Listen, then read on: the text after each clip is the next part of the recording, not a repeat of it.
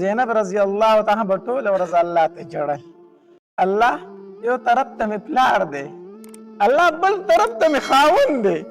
پلار او خاوند مې په مقابله کې دي. الله هغه ورځ چرې په ما مه راولي چې زما بچي یتیمانان شي. د هغې ورځ نه ډېر یېرېږم چې خاوند مې مړ شي، او الله د هغې ورځ نه هم ډېره یېرېږم چې پلار د لاسه ورکړم.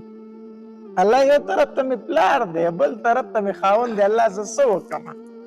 د دې نه هم یېرېږم چې بچي مې چېرته یتیمان نه شي، او د دې نه هم یېرېږم هسې نه چې چېرته بې پلاره شم. دا څومره لوی امتحان دی. یو طرف ته پلار دی او بل طرف ته خاوند دی.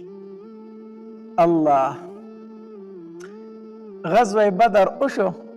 مسلمانانو فتح وموندله، او ابوالعاص د کافرو د طرف نه ګرفتار شو. ونیوی شو، مسلمانانو ونیوه، خو د کافرو په صف کې ولاړو ونیوی شو. چې ونیولی شو، ټول خلک په مکه کې په انتظار دی چې څه حالت به راځي. زینب رضی الله تعالی هم د کور نه بار ته راوتې ده او جاړي چې څه حالت به جوړ وي. خبر راغی، ړومبې تپوس یې وکړ زما د پلار څه حالت دی. زما په بابا پسې خو د مکې ټول خلک تللی دی، ابوجهل پسې ډېر خلک بوستی، سره د اسلحو تللی دي، زما د بابا څه حالت دی؟ هغه راته ووایه. ورته وویل مسلمانانو بری وموندو، مسلمانان کامیاب شو. ډایرک زینب رضی الله تعالی فورا د شکر سجده وکړه، په ځمکه پرېوته. الله ستا لاک لاک شکر دی، زما بابا بچ دی. بیا یې وویل زه خپل خاوند نه ینم، نو ابوالعاص خو رانغی، تاسو راغی هغه در سره رانغی، هغه څه شو؟ زه خو خپل خاوند نه ینم. هغه ستا د پلار سره ګرفتار دی، هغه د خپل سخر سره ګرفتار دی، د کافرو د طرف نه بندي شوی دی. الله چې کله کافر ګرفتار شو، نبی علیه الصلاة والسلام ته صحابه کرامو سره مشوره وکړه، ماله مشوره راکړئ د دې قیدیانو سره څه وکړم، د دوی متعلق څه وکړم. عمر رضی الله تعالی پاڅېدو، د الله پاکه پیغمبره په دې قیدیانو کې زما ماما دی، دې قیدیانو کې زما ماما دی. وایي زه خو به ړومبی تور راوالم، د خپل ماما نه به سر ووم، زما خو دا فیصله ده. او د ابوبکر پکې زوی دی رضی الله تعالی عنه، په دې قیدیانو کې د هغه زوی دی. ګوره داسې غذا وه، ماما د خورۍ خلاف، زوی د پلار خلاف، زوم د سخر خلاف جنګېدو. وی د ابوبکر پکې زوی دی، ابوبکر به توره راولي، لومبی به د خپل زوی نه سر ووي. او د الله پاکه پیغمبره ستا پکې یو تره دی او یو دی پکې زوم دی، یو دی پکې تره دی عباس رضی الله تعالی عنه، یو دی پکې زوم دی ابوالعاص. وی ته به توره راولي، د خپل تره او د خپل زوم نه به سر ووایي. وی چې مونږ دا ثابته کړو چې د الله سره مونږ دوره مینه لرو چې د الله خلاف کو زوی کې هم به سر وم، کو د الله او د الله د رسول خلاف ماما ودرېږي هم به سر وم، کو د الله او د الله د رسول خلاف تره ودرېږي هم به سر وم. چې دا مونږ ثابته کړو چې مونږ د الله سره څومره مینه لرو. ډېره جذباتي فیصله وه، او الله تعالی فیصله خوښ هم وګورئ، الله تعالی فیصله خوښ هم وه. یو طرف ته مې پلار دی، الله بل طرف ته مې خاوند دی. زینب رضی الله تعالی عنها نکاح د ابوالعاص سره شوې وه. نبی علیه الصلاة والسلام چې کله د پیغمبرۍ دعوه وکړه، دا ابوالعاص په هغې وخت کې په سفر باندې و سفر ته تللی و. چې کله دی د سفر نه راغی، زینب رضی الله تعالی عنها ورله اوبه موبه ورکړې، ډوډۍ وله ورکړه، خپلې خبرې اترې وشولې. نو د زینب رضی الله تعالی عنها ته وفرمیل وی ابوالعاص زما سره یو ډېر ښکلی زیری دی په تا باندې کومه، ډېر ښایسته زیری دی را سره. خو دا ابوالعاص خبر شوی و چې زما چې کوم سخر دی، نبی علیه الصلاة والسلام د زینب چې کوم پلار دی رضی الله تعالی عنه، هغه د پیغمبرۍ دعوه کړې په مکه کې، دی مخکې نه خبر شوی و. نو زینب رضی الله تعالی ورته وفرمیل وی ابوالعاص زما سره ډېر ښایسته زیری دی، زه یې در باندې کومه. ابوالعاص ورته هېڅ هم ونه ویل، خو د خوا نه پاڅېدو روان شو. نو زینب رضی الله تعالی ورته وفرمیل زه په تا باندې زیری کوم او تا زما نه ورته تپوس ونه کړو چې ته په ما باندې څه زیری کوې ته خبر نه یې که نه زما پلار چې دی محمد مصطفی صلی الله علیه وسلم هغه ته الله تبارک وتعالی پیغمبري ورکړې ده هغه پیغمبر جوړ شوی دی او ما په ایمان راوړی دی نو دا زیری مې په تا باندې دا کو چې ما خو په ایمان راوړی خو ته پې هم راوړه ته پې هم راوړه ابوالعاص ورته هېڅ ونه ویلو وی زینب کم از کم ما ته به دې صبر کړی و نو ما نه به دې اجازه غوښتې و ما پورې خو به دې صبر کړی و که نه نو زینب رضی الله تعالی ته وفرمایل تا ته مې بلکل به صبر کړی تا سره مې به ضرور مشوره کړې وه خو زما پلار خو رښتینی دی زه خو په هغه باندې شک نه لرم هغه خو صادق دی هغه خو امین دی او تاسو ورته هم صادق او امین وایئ دا خو دروغ نه وایي زما په هغه باندې یقین دی ځکه مې په ایمان راوړی او یوازې په ما ایمان نه دی راوړی زما مور خدیجه رضی الله تعالی په ایمان راوړی او زما نور خویندې ورونو په ایمان راوړی موږ په ټولو ایمان راوړی دی او زما د تره زوی نه دی علي هغه په ایمان راوړی دی او ابوالعاص ستا د ترور زوی نه دی عثمان ابن عفان هغه په ایمان راوړی دی او د بلې نه دی خبر کما ستا هغه دوست نه دی ستا هغه نږدې ملګری ابوبکر هغه په ایمان راوړی ګوره زه یوازې نه یم ابوالعاص ته په ایمان راوړه ته په ایمان راوړه ابوالعاص رضی الله تعالی عنه په دغه ټیم کې لا مسلمان شوی نه دی خو وروسته بیا مسلمان شو بیا وروسته مسلمان شو هغه ورته ویل زه ایمان نه راوړم ایمان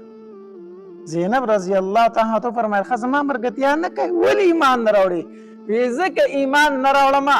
چې زه دا خبره نه خوښوم چې خلک به وایي د خپلې ښځې د وجې نه خپل قام نسب پرېښود او د خپل پلار نیکه دین یې پرېښود او په خپل سخر باندې ایمان راوړم زه دا خبره نه خوښوم چې خلک به راله پیغور راکوي چې ابوالعاص د خپلې ښځې د وجې نه قام نسب هم پرېښودو د پلار نیکه دین هم پرېښودو او په خپل سخر باندې ایمان راوړو زه دا نه خوښوم او اگر چې ستا په پلار باندې زه شک نه لرم اگر چې ستا په پلار باندې شک نه کوم چې هغه دروغ وایي دې ته وایي د ښځې او د خاوند خبرې ښه دې ته وایي د ښځې او د خاوند خبرې دا نه چې بدې ردې شروع کړې زه نه وم او تا په هغه باندې ایمان راوړی دی زما نه دې تپوس نه دی کړی تا په هغه باندې ایمان راوړی دی نه صرف دومره خبره وه چې ما ته به دې لږ صبر کړی و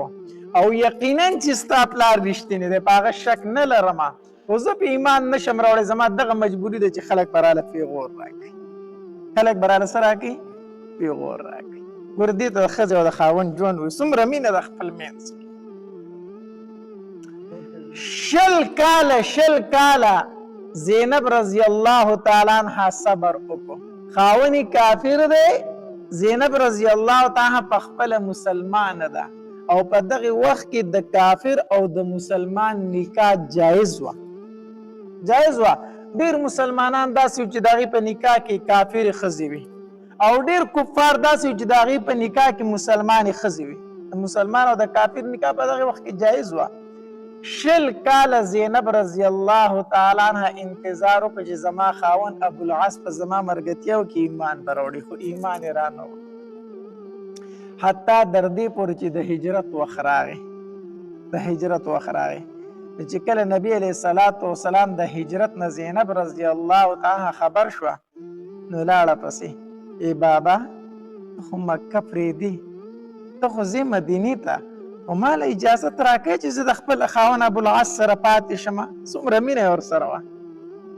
ما له دومره اجازه راکړی چې زه د خپل خاوند ابوالعاص سره پاتې شم نبی علیه الصلاة والسلام ورته وفرمایل او زینب ته د خپل خاوند ابوالعاص سره پاتې شه الله نبی علیه الصلاة والسلام هجرت وکړو لاړ مدینې منورې ته 2 کاله پس د غزوه بدر اسباب جوړ شو 2 کاله پس غزوه بدر شروع شو دلته کې کفار د ابو جهل په مرګتیا کې د مکې نه روان شو د نبی علیه الصلاة والسلام او د صحابه کرامو د وجنې دپاره د مسلمانانو د ختمولو دپاره نو چې کله ابو جهل تله که نه د ابوالعاص وسلم د کافرو د طرف نه روان شو خو کافرو که نه دیم روان شو چې روان شو دی لاړو زینب رضی الله تعالی به ټوله ورځ الله ته جړل الله یو طرف ته مې پلار دی الله بل طرف ته مې خاوند دی پلار او خاوند مې په مقابله کې دي الله هغه ورځ چرې په ما مه راولي چې زما بچي یتیمانان شي د هغې ورځ نه ډېر یېرېږم چې خاوند مې مړ شي او الله د هغې ورځ نه هم ډېره یېرېږم چې پلار د لاسه ورکړم الله یو طرف ته مې پلار دی بل طرف ته مې خاوند دی الله زه څه وکړم د دې نه هم یېرېږم چې بچي مې چېرته یتیمان نه شي او د دې نه هم یېرېږم هسې نه چې چېرته بې پلاره شم او څومره لوی امتحان دی یو طرف ته پلار دی او بل طرف ته خاوند دی الله غزوه بدر وشو مسلمانانو فتح وموندله او ابوالعاص د کافرو د طرف نه ګرفتار شو ونیوی شو مسلمانانو ونیوه خو د کافرو په صف کې ولاړو ونیوی شو چې ونیولی شو ټول خلک په مکه کې په انتظار دی چې څه حالت به راځي زینب رضی الله تعالی هم د کور نه بار ته راوتې ده او جاړي چې څه حالت به جوړ وي خبر راغی وړومبې تپوس یې وکړ زما د پلار څه حالت دی زما په بابا پسې خو د مکې ټول خلک تللی دی ابو جهل پسې ډېر خلک بوستی سره د اسلق وتلي دي زما د بابا څه حالت دی هغه راته ووایې ورته وویل مسلمانانو بری وموندو مسلمانان کامیاب شو ډایرک زینب رضی الله تعالی فورا د شکر سجده وکړه په ځمکه پرېوته الله ستا لاک لاک شکر دی زما بابا بچ دی بیا یې وویل زه خپل خاوند نه یم نو ابوالعاص خو رانغی تاسو راغی هغه در سره رانغی هغه څه شو زه خو خپل خاوند نه یم هغه ستا د پلار سره ګرفتار دی هغه د خپل سخر سره ګرفتار دی د کافرو د طرف نه بندي شوی دی الله چې کله کافر ګرفتار شو نبی علیه السلام ته صحابه کرامو سره مشوره وکړه ماله مشوره راکړئ د دې قیدیانو سره څه وکړم د دوی متعلق څه وکړم عمر رضی الله تعالی پاڅېدو وایي د الله پاکه پیغمبره په دې قیدیانو کې زما ماما دی دې قیدیانو کې زما ماما دی وایي زه خو بړومبې تور راوارم د خپل ماما نه به سر ووم زما خو دا پیسره ده او د ابوبکر پکې زوی دی رضی الله تعالی عنه په دې قیدیانو کې د هغه زوی دی ګوره داسې غذا وه ماما د خورۍ خلاف زوی د پلار خلاف زوم د سخر خلاف جنګېدو وی د ابوبکر پکې زوی دی ابوبکر به توره راولي لومبی به د خپل زوی نه سر ووي او د الله پاکه پیغمبره ستا پکې یو تره دی او یو دی پکې زوم دی یو دی پکې تره دی عباس رضی الله تعالی عنه یو دی پکې زوم دی ابوالعاص وی ته به توره راولي د خپل تره او د خپل زوم نه به سر ووایي وی چې مونږ دا ثابته کړو چې د الله سره مونږ دوره مینه لرو چې د الله خلاف کو زوی کې هم به تې سر وم کو د الله او د الله د رسول خلاف ماما ودرېږي هم به تې سر وم کو د الله او د الله د رسول خلاف تره ودرېږي هم به تې سر وم چې دا مونږ ثابته کړو چې مونږ د الله سره څومره مینه لرو ډېره جذباتي فیصله وه او الله تعالی فیصله خوښه هم وګورئ الله تعالی فیصله خوښه هم وه نبی علیہ السلام بیا تپوس وکړو ای صحابه کرامو ماله لږ مشوره راکړئ که نه دا خو د عمر مشوره وه هغه راکړه تاسو څه وایئ اکثرو صحابه کرامو دا رای ورکړه چې د الله پاکه پیغمبره فدیه جرمانه به ترې واخلو دا قیدیان به آزاد کړو جرمانه به ترې واخلو ځکه یو خو مسلمانان کمزوري دي غریبانان ډېر دي دویم اسلحې ورسره نشته دی نو چې د دوی نه پیسې والو دا مسلمانان به پرې ځان له اسلحې والي لږ مضبوط پشي او دا کم کسان چې نن مونږ گرفتار کړي کېدی شي سبا مسلمانان شي داسې بیا وشو که نه ابوالعاص رضی الله تعالی مسلمان شو عباس رضی الله تعالی مسلمان شو د ابو جهل زوی عکرمه رضی الله تعالی مسلمان شو د ابوبکر رضی الله تعالی زوی مسلمان شو بیا دا ټول مسلمانان شو که نه د الله پاکه پیغمبره پیسې به ترې والو جرمانه یو به مسلمان ځان له اسلحې والي دویم امید د رب نه داري چې په دې کسانو کې ډېر خلک مسلمانان شي بهرحال نبی علیه السلام د صحابه کرامو رایې ته وکتل، مشوره په دې وشو چې جرمانه او فدیه به ترې اخلو. نبی علیه السلام قیدیانو ته وویل مکې ته سوال جواب ولېږئ چې تاسو به پسې فدیه راشي، جرمانه راشي چې موږ خو آزاد کړو. مکې ته خبر راغی، هر سړي به پیسې لېږلې، چا چې کور کې څه وخت به یې لېږل او خپل قیدي به یې راازادو. زینب رضی الله تعالی خبر راغی چې ستا خاوند هم ګرفتار دی ابوالعاص، په ازادول یې غواړي نو پلار له دې فدیه ولېږي چې خاوند دې رازاد شي. زینب رضی الله تعالی په کور کې وګرځېده خو هېڅ شی داسې قیمتي ونه لید چې لېږلی وی. نو په غاړه باندې امیل و هار و، هغه یې د غاړې نه راکوز کو، خپل لیور لی دا غاړې هار ورکو، وی دا اوس زما د طرف نه خپل رور دې آزاد کا، ابوالعاص رازاد کا. بهرحال هغه فدیه ورسېدله مدینې منورې ته. نبی علیه السلام له فدیه راځي، مخې ته ورته کېښودی شي د الله پاکه پیغمبره دا د پلانکي کافر د طرف نه فدیه راغلې ده، دا قبول کا. نبی علیه السلام به قبول کړه، وی ازاد یې کړئ، خوشی کړئ چې ځي مکې ته. یو کافر فدیه به راتله. په آخر کې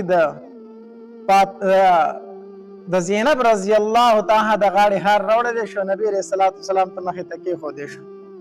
د الله پاکه پیغمبره ستا هغه زوم نه دی ابوالعاص،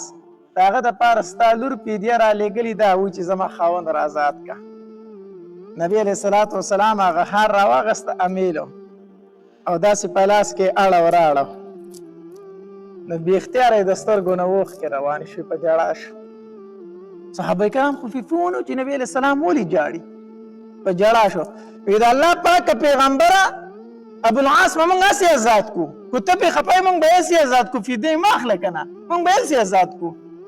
نبی علیه السلام وفرمیل نه فدیه خو به یې اخلمه، چې د نورو قیدیانو نه مې واغسته نو د ده نه به یې څنګه نه علمه.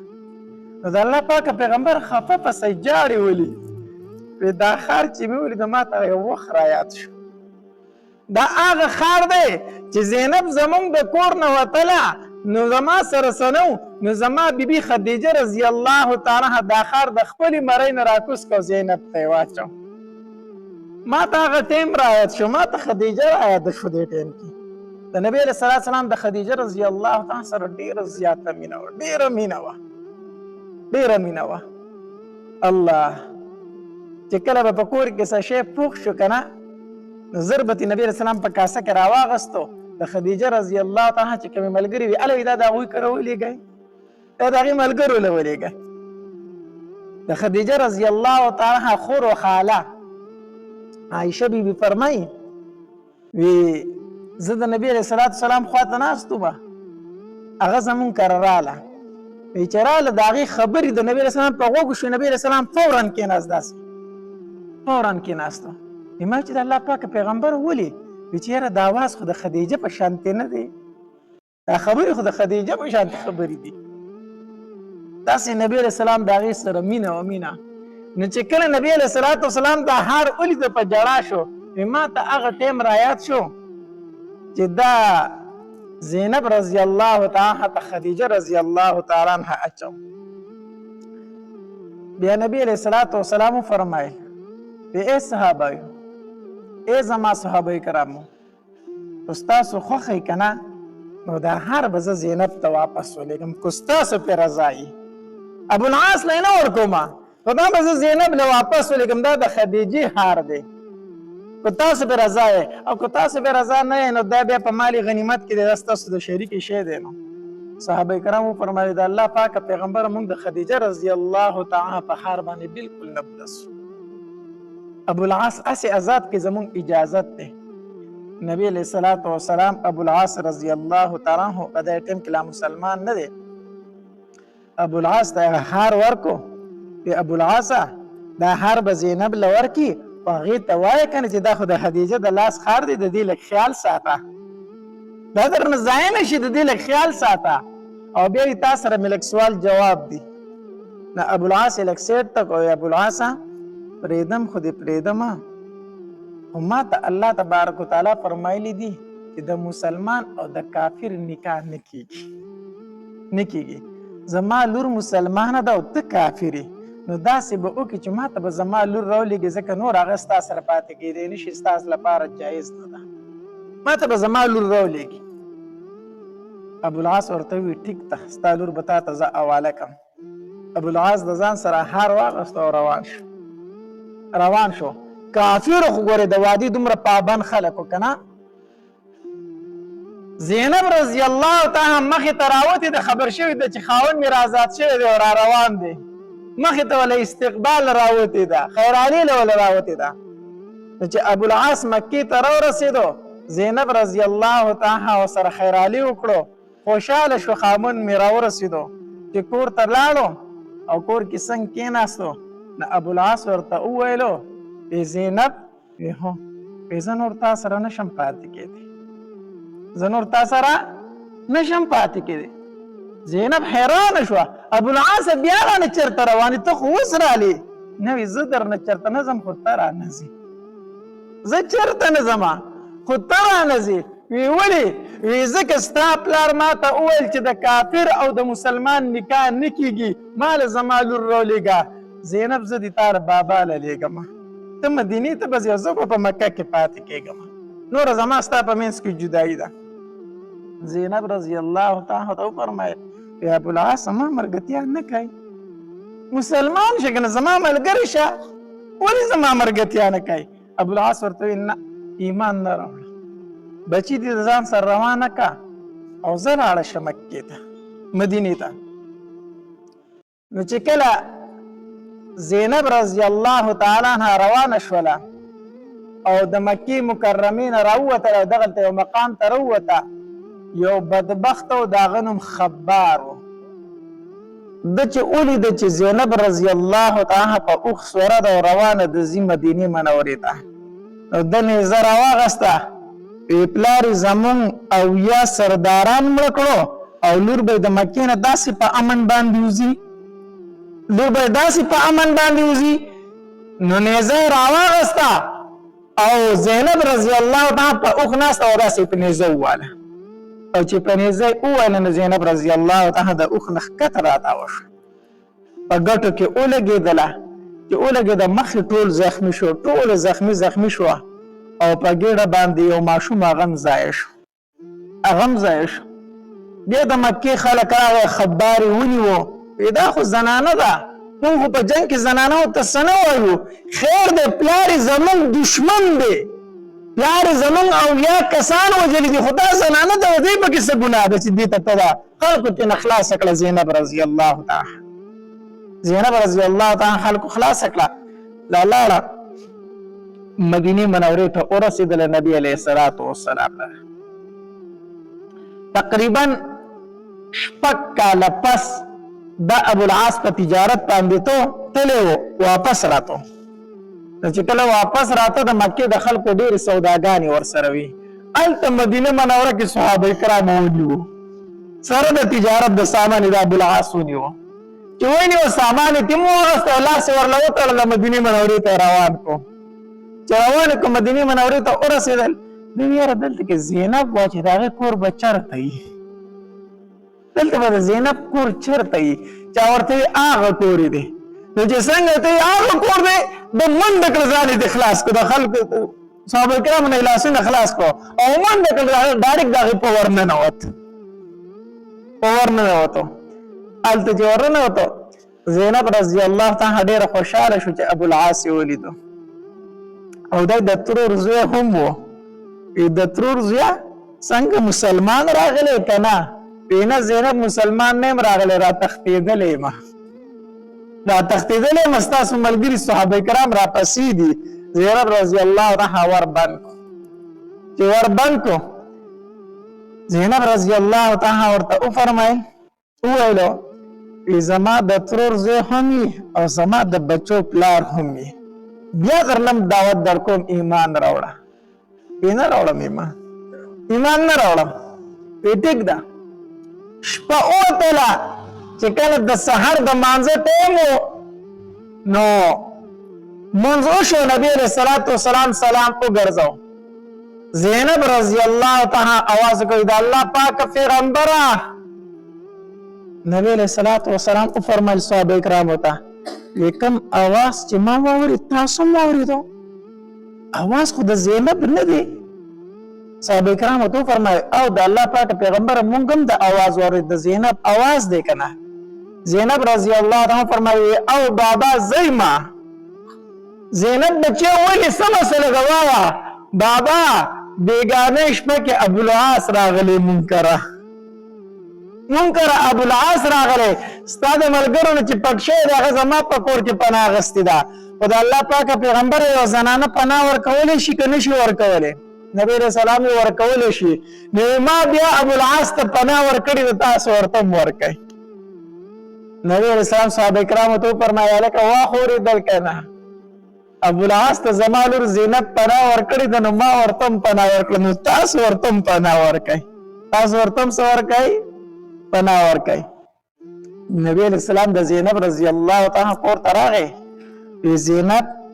په لیرې رشته کې دی د ترور زوی دی او په نږدې رشته کې ستا د بچو پلار دی ډېر عزت یې وکړه ډېر احترام یې وکړه خو ګورې خوا ته یې پرې نه دی ستا د ده نکاح ختمه شوې دا کافر دی او ته مسلمان یې ځان ته یې نږدې پرې نه دی. زینب رضی الله تعالی ته وفرمیل بابا ستا حکم سر په سترګو. بیا نبی علیه السلام چې بار ته ووتو صحابه کرامو ته وفرمایل یاره زه غواړم چې د ابوالعاص ته دا سامان تاسو واپس کئ او دی دا مکې ته اوسي که تاسو ورته واپس کئ ورکئ په مرضۍ که نه ورکئ مال غنیمت دی. صحابه کرامو فرمایل نه د الله پاکه پیغمبر مونږ ورته را سامان واپس کو سامان ورته واپس کو. ابوالعاص بیا د زینب رضی الله تعالی رخصتیږي زینب رضی الله تعالی ول دعوت ورکوي مسلمان شه زه تا ته ناسته یم ما پسې ډېرې رشتې دلته راغلې خو زه ټولې رشتې ټکراوم زه یوه رشته نه قبلوم زه به ستا په انتظار کې ناسته یم. دې ته وایي د ښځې د خاوند مینه ابوالعاص ورته وویل زینب نشم مسلمانې دی اسلام نه راوړم. بهرحال دی رخصت شو زینب رضی الله تعالی ته وفرمیل ما پسې په دې دومره وخت کې خفه وي ډېر جداوالی راغی خفه وي. ابوالعاص سر ټیټ کو روان شو چې مکې مکرمې ته راورسېد که نه خلکو ته یې د هغې سامانونه حواله کړو هر سړي ته د هغه سامان حواله شو. ای خلکو ما تاسو ټولو ته ستاسو سامانونه در ورسول چې کوم مې وړي وو خلکو ورته او ته ډېر امانتدار سړی مونږ ته پته ده چې ته ګرفتار شوی او مالونه درنه اخیستې شوي خو بیا دې مونږ ته زمونږ سامان راورسو وی در ورسېدی که نه او ټیک ده چې تاسو ته ستاسو سامان میلاو شو زه مکه پرېږدم او مدینې ته ځمه اشهد ان لا اله الا الله و اشهد ان محمدا عبده ورسوله زه مسلمان شوم او لاړم درنه. الله چې کله مدینې منورې ته راورسېدو نبی علیه السلام له راغی د الله پاکه پیغمبره ابوالعاص یم وی ابوالعاص ته خو مونږ پرېښودې بیا رالې او د الله پاکه پیغمبره کافر تلی او مخ مسلمان رالم ما ته کلمه ووایه او کلمه یې وویله اشهد ان لا اله الا الله و اشهد ان محمدا عبده ورسوله. نبی علیه السلام ورته را کلمه وویله د لاسه ونیو د لاس ورله په خپل لاس کې ونیو وی راځه ابوالعاص چې د زینب کر دې بوزمه او زینب رضی الله تعالی چې راوسته که نه زینب ابوالعاص راغلی دی مسلمان شوی دی خو زه غواړم چې ستاسو نکاح دوباره وشي چې په خپل ځای پاتې شي ته پرې رضا یې. د زینب رضی الله تعالی دا مخ مبارک تک سور شو په خندا شوله چې ما خو د دې ورځې انتظار کو چې ابوالعاص په کله ما خواله راسي. نبی علیه السلام بیا یو بل سره نکاح وکړه او پرېښودل په خپل حالت باندې ښځه خاوند. خو یو کال پس زینب رضی الله تعالی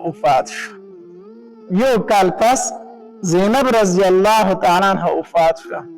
او چې کله وفات شو که نه نو ابوالعاص پسې دومره خفه و روایت کې راځي وي ابوالعاص په ژړل او نبي علیه السلام به یې له اوښکې پاکولې دومره پسې خفه و چې ابوالعاص به ژړل او نبي علیه السلام به یې له اوښکې پاکولې او تسلي به یې ورکوله. الله بیا چې کله فتح مکه وشو که نه فتح مکه وشوله او نبی علیہ الصلوۃ والسلام د لور